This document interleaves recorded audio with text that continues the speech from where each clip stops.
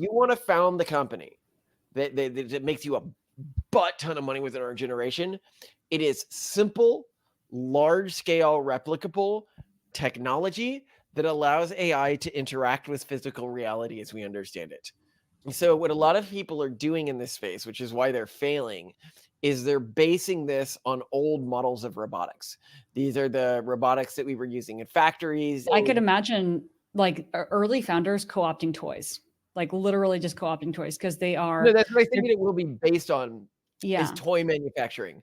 And Mhm. these will be the things that are watching our kids, that are making our meals at home and stuff like that, right? And I think that right now when people are looking at doing stuff like this, they are basing them off of these basically hard-coded models in terms of how they walk, how they interact with things, instead of Mhm. taking advantage of the leaps that AI has given us in terms of opportunity. Would you like to know more? Are you looking at memes on Facebook? Yeah, you know me. You know me, I love my memes. I love my memes. I'm a meme man.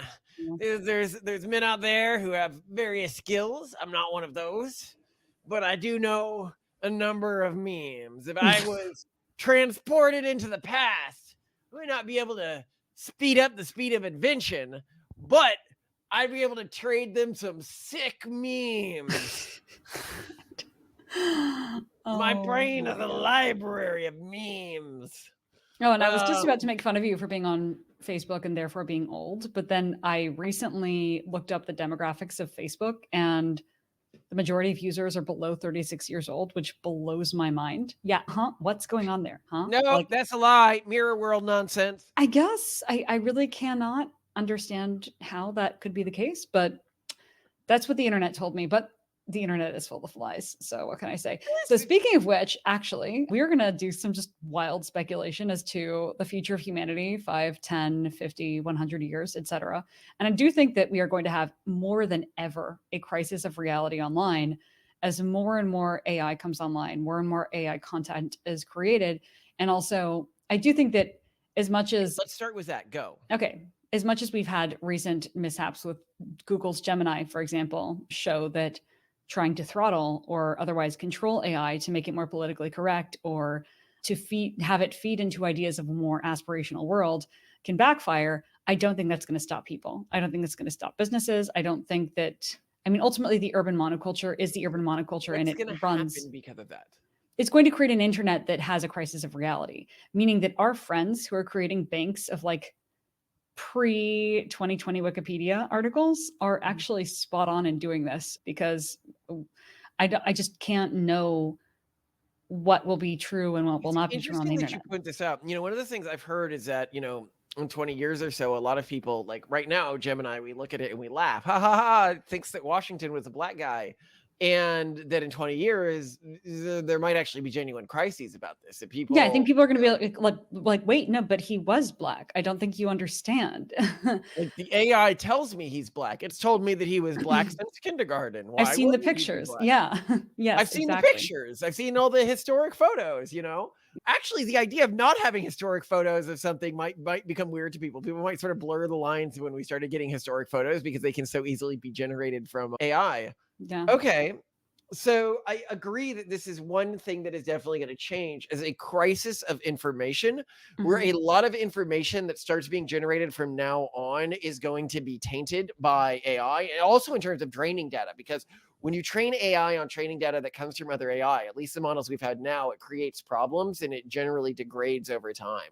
Yeah. Um, and so it's almost like so people who know when they're building Geiger counters and stuff like that, they need to use metal from, I think it's lead or something, from submarines Oh, or right. wrecked ships, because that's never been above the surface of the water since we started testing nuclear bombs, because all metal above the water since that period has this level of radioactive contamination, which makes it not useful for certain activities. And so what you're basically saying is it makes a lot of sense to start sort of banking internet stuff right now. And before it this all might gets even make nuked. sense as a company, like trying to bank as much of the pre-internet stuff as you can right now, Oh, even because then you can beyond. sell access. Oh shit. Yeah, even beyond what you see with something like the Internet Archive, like Yeah. really good banking, pure human created information, which might have some level of value to people who are, ironically, probably the primary value is people who are training AIs and stuff like that. But then I think related to this issue is we're also going to see what we've referred to in other podcasts and all over the place as techno-feudalism, where you're going to get a sort of a massive acceleration and expansion of what we're beginning to see on Substack. So as people are now having a crisis of quote unquote fake news and not being able to trust mainstream news media as much as they used to before, what we're seeing a lot of people, especially including like very smart people, but all sorts of people of pretty much every walk of life and income, starting to turn to or continuing to turn to specific people for specific pieces of advice. And they aren't necessarily as engaged with the news for their primary source of information as they are with this fiefdom of information. So I think we're going to see that a little bit more accelerated. Like we might actually just see people break off into communities around certain realities that are built around certain people or certain collections of people. Almost like, Yeah, this is really interesting that you mentioned this because, now that we live in a world where you can build communities around any group that you share similar culture or ideology to, it's much more mhm, easy to create these tech fiefdoms. But sorry, mhm. continue with what you were saying. I don't want to. Well, imagine like the YouTuber houses that sprouted up, when YouTubers started like getting together. Imagine that, except also it includes an entire community that like also people start to either come to gather together a certain number of times each year I or disagree. actually I live think that together. there's a lot less value in actual in-person communities that people pretend, except when it comes to child rearing. And I think that we have repeatedly seen these communities fail and fail to stay stable. Everybody always says that they want community, but they really mean is they Now, want I'm what the not saying living community. together, but I am saying seeing each other. And there's a big reason in 20 years why this is going to be necessary. Because one, AI. uh-huh. You won't actually know if someone that you're following online is real or not, even if they have visible pores and they look kind of weird, which I think is going to be one of the first like early giveaways that someone's still human. But also that like yeah, I mean, even just seeing them in person once every now and then and having them verify you, because I think a lot of people are also not going to be able to get sponsors or other forms of payment unless they know it's like a real, natural, actual like meat puppet Oh, human. that's really interesting. Yeah, I think you're right about that. And another thing I've seen is, and this really, is something I didn't expect when I was younger. But if you're talking about the people who are making like changes in the world, and like a lot of people are, I think, a little surprised by the access we have to other influencer, like huge influencer type peoples or ultra wealthy people or et cetera. They're like, how do you nobody's, they look at our follower count and stuff like that, has so much access. Um, and it's because the world right now, in terms of communities that interact with each other, is sort of naturally sorting based on a few metrics, one of which is intelligence. And like, I don't mean to be arrogant, but I think pretty obviously we're very smart. Like, you're incredibly smart for a woman. I don't want to cause any spiciness there. And I'm very smart for a human. Sorry, I'm joking. Come on, you're You're very very smart for an smart for a human. exceptional human. But, what it has allowed us to do is because of this, we've been sort of found by sort of top thinkers within various fields, and it allows us, somebody will come to us and they'll be like, "Oh, you should talk to the guy who does what if alt hist," for example. And I'm like, I have a weekly call with him. Or somebody recently was like, "Oh, have you ever heard of this Samo Borgia guy?" And I'm like, "Yeah, I'm meeting with him in a couple of weeks." And it's Scott Alexander, and Well, um, also I would say the number of people who are both smart, but also among the 1% on the internet who actually contribute content is extremely, extremely small. There are many, many, many more smart people who just don't contribute. And that is also a meaningful factor here. But I also want to point out, in terms of my predictions, what I'm kind of no, painting a but hold picture on. of. The point of this is actually pretty important. Okay, then get to Is, it. is that what it means? Is that you are getting, if you have sort of fiefdoms forming within Uh-huh. reality, Yeah. one fairly small fiefdom contains most of the world's scientifically, economically, and memetically productive population. You say And that, but I mean, I also think that there's going to be like, the CCP has its own little fiefdom of like incredibly influential people. And in Europe, there are separate little fiefdoms of different, what the cultural and CC I disagree. The people I know who are like memetically interesting coming out of Europe, they are largely connected to our fiefdom and they largely commune with our fiefdom. Like if they're working on like genuinely interesting stuff that's not just completely subsumed by wokeism, they're in our community. If you're Hmm. talking about the CCP, nothing interesting is coming out of the CCP. This would be one of my predictions we haven't really gotten to, but I expect the major change in our society. Like people are like, when do you think things begin to start changing in a major way? It's Mhm. going to start changing in a major way when China collapses. Mm, That's okay, when so the first domino. interesting. And the stuff that's happening in the And you think CCP. that's going to happen within 20 years? Because we're talking Yes. 20 years. Yes. Oh. No, I have a bet with who is it? What the founders of Level Health. It's a $1 bet, but it's a bet nonetheless. And this I made this bet like a half a year ago or something. It was in 10 years of making the bet that China's economy on the books, like the economy that they were telling people they had in terms of the size of Mhm. the economy, that it would be recognized as smaller than whatever they said it was. I'm not saying the absolute numbers within 10 years. Not that what they were reporting, but like that their economy would not only experience no growth from that point, but that But it be would be smaller. generally recognized as smaller. And everyone at the party that I was at thought that this was just an insane bet to make. Like that I was really putting my reputation on the line, but I do not feel I am. I think China will collapse because I had argued at the party that I expect China to have a systems collapse. And that anyone who's not expecting that is just not familiar with their current economic circumstances. If you want to learn more about this, you can look at our video on the future of East Asia. But I think that begins to precipitate what happens after this. But continue with what you're saying, Simone, before I interrupted you. That despite the fact that we are going to see fiefdoms that are built around a crisis of reality, a crisis of trustworthiness, but also importantly, a crisis of needing to know that you're a carbon-based life form because I can monetize you and or like feel a different type of relationship with you. I think people are going to be super bullish on AI and that people will have primarily, in many cases, AI friends and not biological friends. They're going to have AI girlfriends. They're going to have AI teachers. And they're just because it's better. It's going to make them feel better. And then we're going to have, of course, then even more of a crisis of fertility because people are not going to want to meet real Yeah, no, boyfriends or girlfriends. I've heard from some people who are like AI is like a fad or it's oversold at its current stage. The people who tell you this are stupid people. Yeah. I mean this like as nice as I can. The people who tell you this are stupid people. They are much more stupid than the people who said Web3 and crypto was a fad.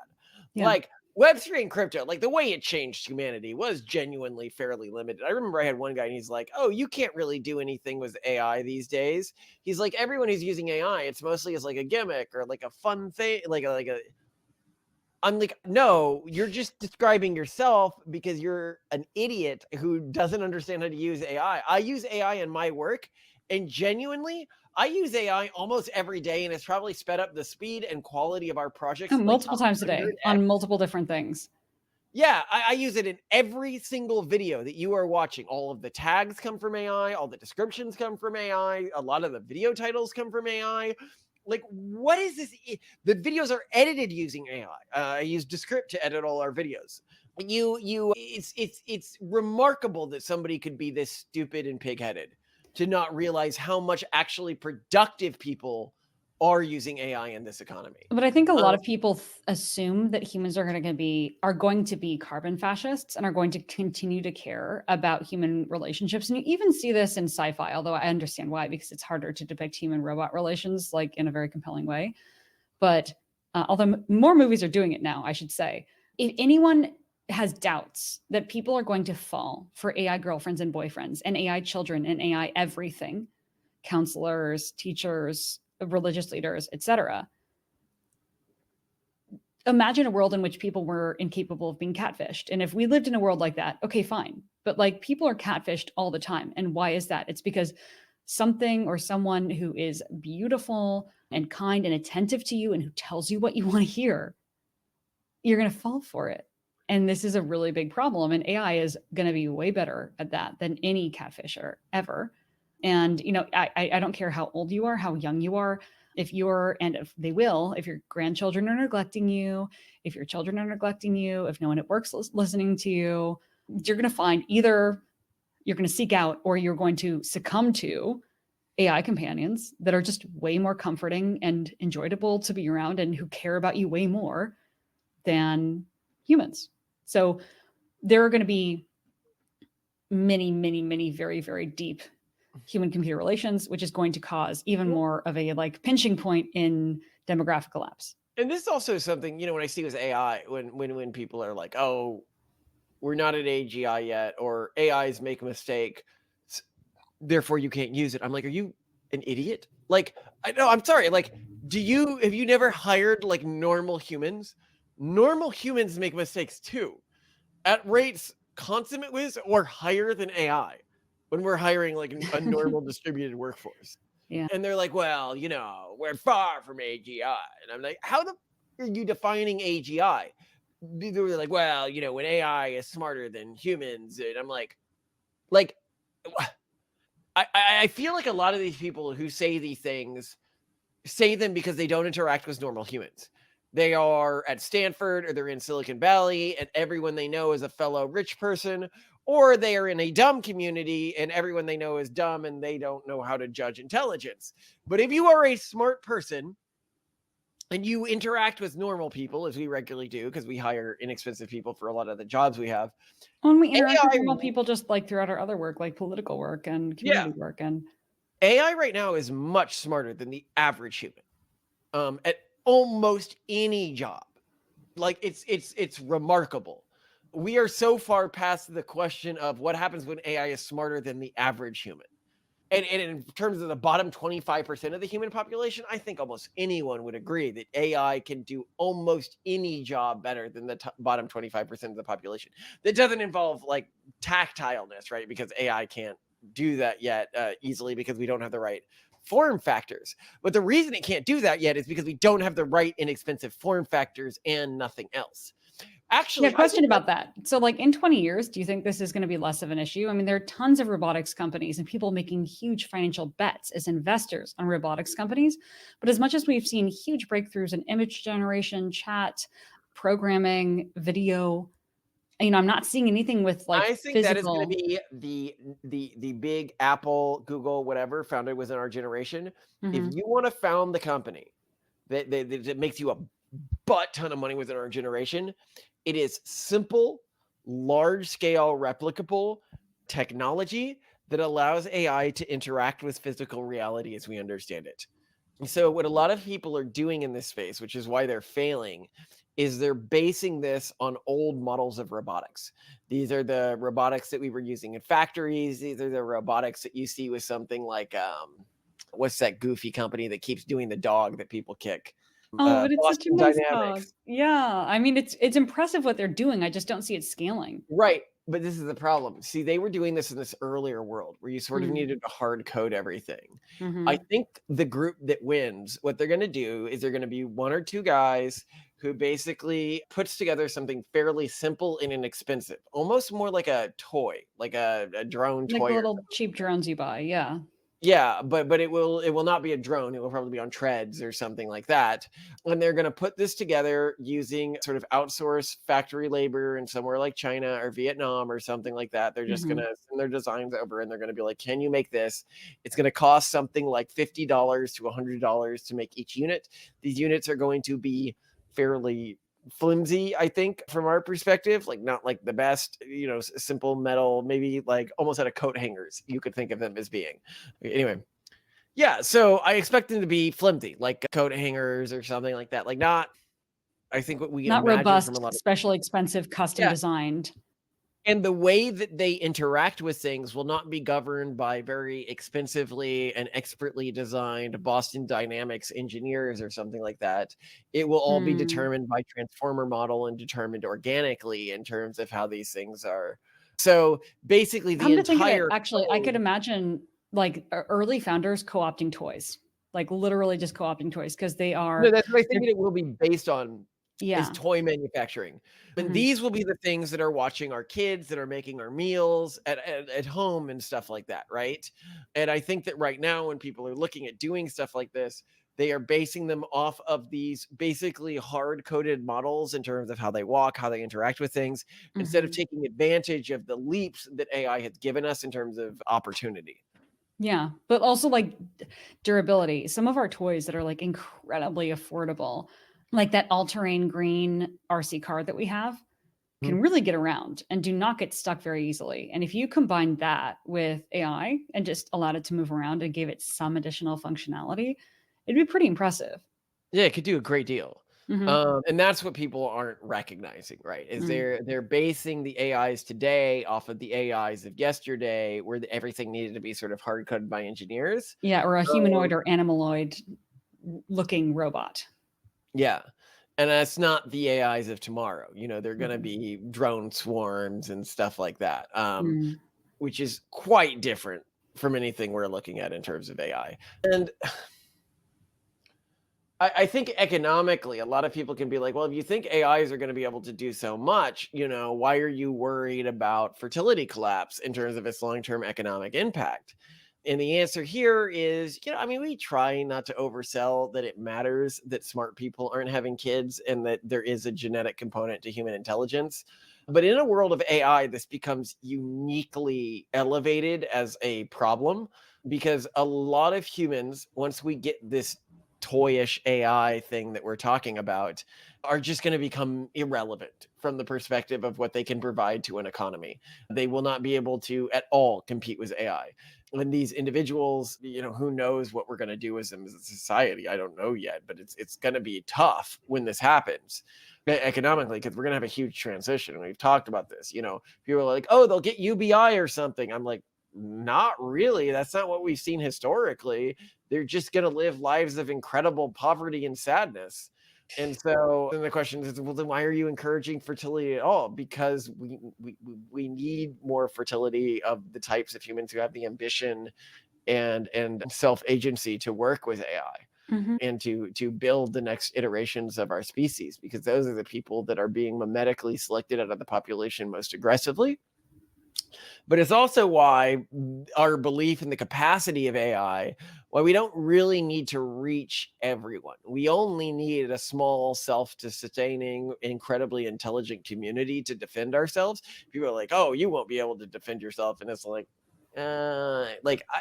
I know people who are already in our community who are building like automated AI defense systems.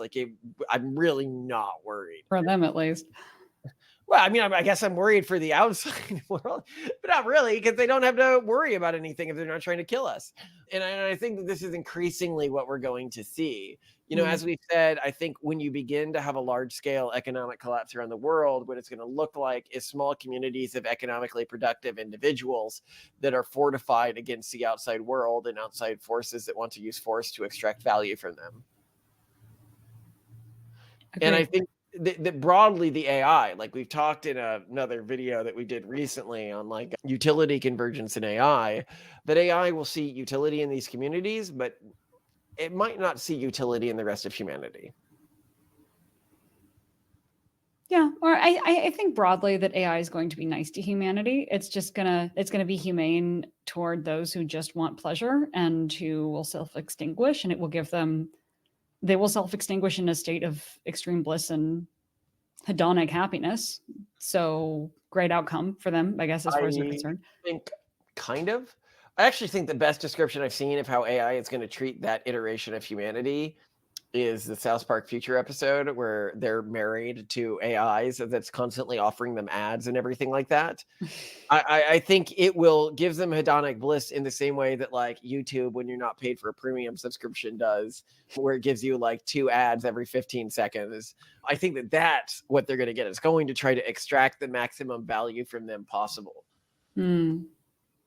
Yeah, Um, I mean, I hope not. Maybe I'm more picturing the Wally universe of rotund, soft humans and yeah, scooters. I don't think that's going to happen as much. I think most of them are going to be genetically selected out of the population pretty quickly.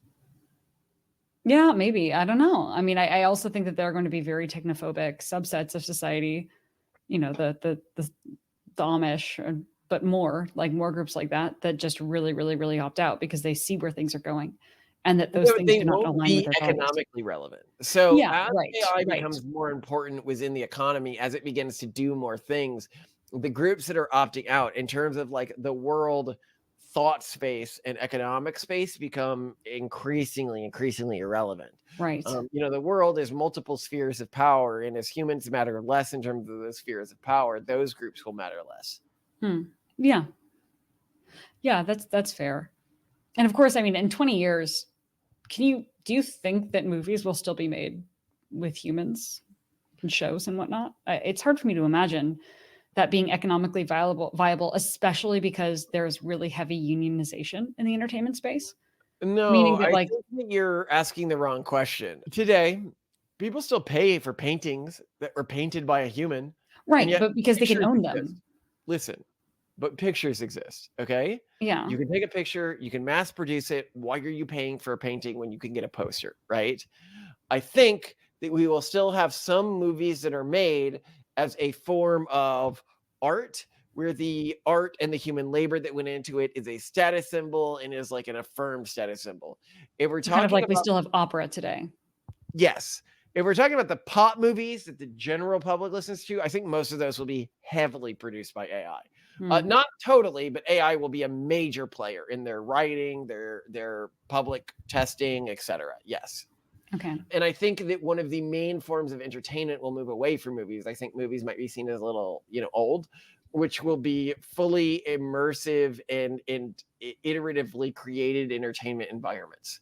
So these are games where like you put them on and they create the world around you and respond to your choices organically using advanced AI. I mean, they might be in a phone, they might be in a computer. And keep in mind, these can be done simply. Like you might be thinking of a fully created world. The early ones might be like those early text adventures. Yeah, though I do think that those will be less popular than you imagine because I still think that people really like sometimes they watch shows and movies that they hate just so that they can talk about with them with other people. And if it's super highly customized and different for every single person and every time, people cannot talk about it the same way. I And disagree. really, oh man, I This feel to like so me much of sounds entertainment is like just a people communal read books because experience. they like the smell. No, they don't. People talk about movies that they have watched for a shared cultural context, not because they want that shared cultural context, but because they happen to have watched them and people are talking about them. To prove you wrong, what I would say is if you look at the age of the internet era, right? It used to be that there were tons and tons and tons of cultural touch point shows that anyone could reference and everyone else would know. Yeah. This has gotten less and less and less, where we get maybe one of those shows every like 3 years at this point, which just isn't the way it used to be. There used to be about 2 or 3 of those ongoing at any point in time. And that's just not the world we live in. You have something like Game of Thrones. You have what do we have today? What would be that show? That a lot of people are talking about. Yeah, where you'd watch it because people are talking about it. What's No, the show?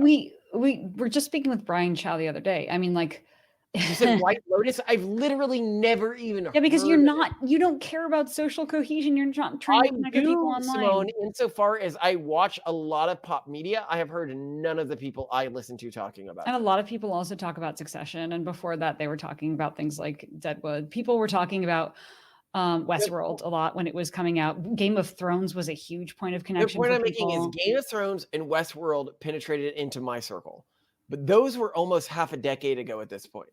These other shows that you're talking about, I've literally heard of nobody talking about them. I think that No, I've heard a increasingly ton of people talking about them, but I'm more socially like you stay in a very small niche. No. What you're not realizing is the communities that you are listening to are the communities that are less technophilic and therefore is not as far along this progression that humanity is going down. Perhaps, yeah, The perhaps. point I'm making is that as I have seen these shows enter the communities I engage with, less and less and less over time. It will just be a decade or so before the communities that you are engaging with. Well, we're not talking only about how the super smart elites are going to live in 20 years. We're also just talking about humanity, which is Well, it mostly not matters. this It turns out that the super smart elites are the major economic players and increasingly the economic players. And this is what we're seeing from our VC friends, right? They're like, when I invest in companies now, it is one guy with an outsourced team and a number of AIs, right? Or maybe like 5 people in the US team and then like nobody else. This is really different from the Silicon Valley of 30, 40 years ago. Yeah, where like even a janitor would, get equity and make a ton of money and end up a billionaire. It's true. Right. And we were around when that was happening. When Silicon Valley, when San Francisco was able to maintain its wealth because it knew that the community that was around the founding of a startup would also get unimaginable amounts of wealth. What we are going to see going forwards is an unimaginable concentration of how that wealth is distributed. Which is okay. So that's another big prediction you're making for humanity 20 years from now is huge. Like, we think the wealth disparities now are insane, but you're saying they're going to be off the chain, especially in cities. Oh yeah, I wanted to ask, like, how do you think people are going to live differently? Are we talking like capsule apartments for single people? Because no, we're talking, I mean, the core difference is going to be wealthy people will be much more fortified and in much more defended settlements than you have today, similar to South Africa today. So either communities of wealthy people that are in these defended environments, or, much more wealthy people that are spending much less time in cities and much more time on their private defended islands. And what about normal people? Are they going to be more in cities? I'm assuming so. Care? Because that's where the social services that many of them are going to depend on them are. No, I think cities are going to begin to rot pretty soon. No. I agree, but it's going to be some cities. So New York, LA, like et cetera, like the big ones are going to become the wrong question. Okay, so right now there's a genocide going on. Do you know where it's going on? Like an actual big scale genocide in cities? No. I mean, one in the world today. Oh, you mean like an ethnic genocide? Yeah. South Koreans? Where are you going with this? It's in the Sudan. It's a political, like actively killing people. Nobody knows about it. Nobody cares about it because economically it doesn't matter. We as humans never care about the people who economically and culturally don't matter. The reason why we don't care about this genocide is because the people involved in it do not matter. And do not affect our lives. They don't. No. They don't matter from the world's perspective. If you look at like the people in Gaza don't affect people's lives. The reason why people are focused on what's going on in Gaza in Israel right now is because Jews do matter.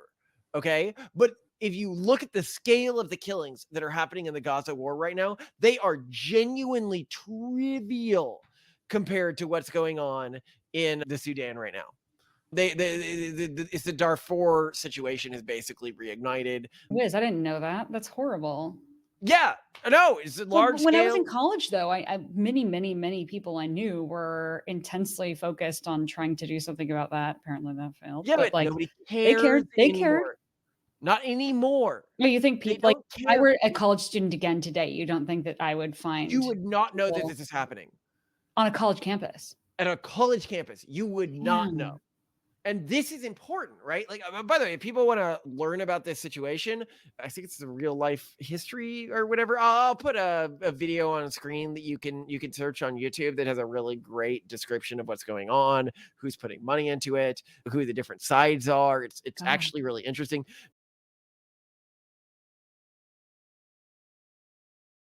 Basically, this dictator didn't want to lose power, and he thought the way he would prevent himself from losing power was to create 2 separate military groups that were completely separate from each other, so neither one could coup him without the other one coming to defend him.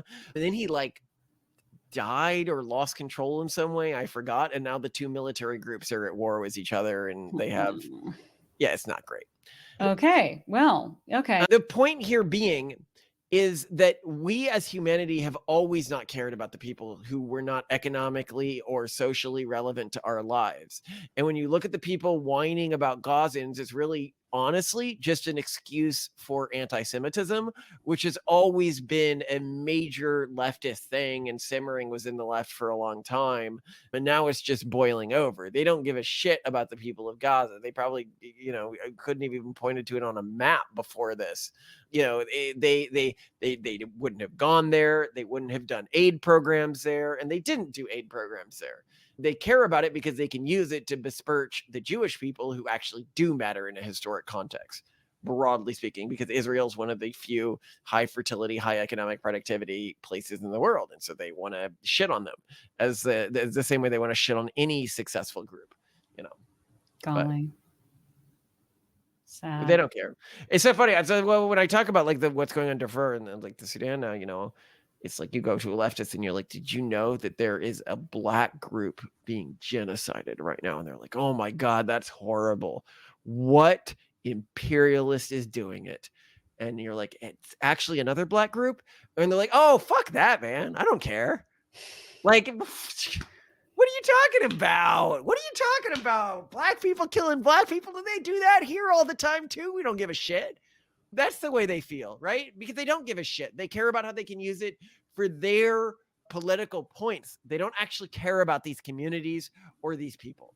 Do you think polarization politically is going to be worse, better, the same, astronomically worse? Astronomically worse. Oh no. People wonder why we are so confidently siding with the right. Like we're like, oh, you're doing things that really make it hard for you. And it's because, one, I know that they ultimately are going to win this. And two, because in the future, you're going to need a side. Anyway, I love you to death, Simone. You are a great wife and a very smart person. And I hope I'm not being too spicy in this episode. Oh, I love spicy. You know it. I hope that our children create a future that is a little brighter than what we're describing for the most part, and that they do not succumb to AI girlfriends and boyfriends, as disgusting as humans are. So it's going to be really difficult. We might need to at least have artificial wombs by then. I don't know, actually. I think it's going to take a while. 20 years? It's going to take more than 20 years. So I agree. I think it will take more than 20 years. So they're going to need to find real breeding partners, which means we're going to need to find and convert real breeding partners into our cultural group or within our network of families do an arranged marriage for them. No, honestly, Malcolm, hold on though. Like, you are such a romantic person who is so sweet and loving. I think hopefully it will be in their DNA, just like genetically inherited to be romantics who seek out a carbon-based partner. I hope. Nothing against AI because it is awesome, but yeah, so AI is not going to have kids, so Simone needs grandchildren. Yeah, well, not yet. Eventually, it'll be a third, and they'll have a polycule with all AIs. It'll be a monogamous polycule because it will be them and their partner, and then a number. I haven't thought about our kids being poly, and I'm gonna have to like put on a mask of just not cringing. Polly is so cringe, though. If you want to see a good Polly story, I found really interesting recently. Look up the wacky Portland polycule. It likely wasn't real, but like it felt so real to a lot of people that they were like, "Oh, this must be true." Because like Strange Aliens did an episode that you did. You watch it? I watched it. Of course, I watched. Good. It was good. It was good. Yeah, Strange Aliens did it. Yeah, it all unfolded in an "Am I the asshole?" post. Am I the asshole post on Reddit? So, yeah, we'll leave you with that, ladies and gentlemen, in case you're too depressed about our future. There's nothing to be depressed about. We win. The efficacious people. That's why we care about you, our watchers. Yeah, actually, the people who watch this are like uniquely high agency. So congrats to you guys. We love you, but I love Malcolm more. So I'm going to start your pork chops. Sound good? I am excited. Nice. All right. I'll see you downstairs. Have you looked up how to cook pork chops? You see, this is the great thing about YouTube. Look up how to cook pork chops. It's a lot like pan-seared steak is the way I'm going to do it, but with a lot of butter in the cast iron skillet. So no, you know how to keep me happy. Yeah, I'm ready. I'm ready. I mean, I might fuck it up, but we'll see. We'll see. I'll love you even if you do. Oh, thank you.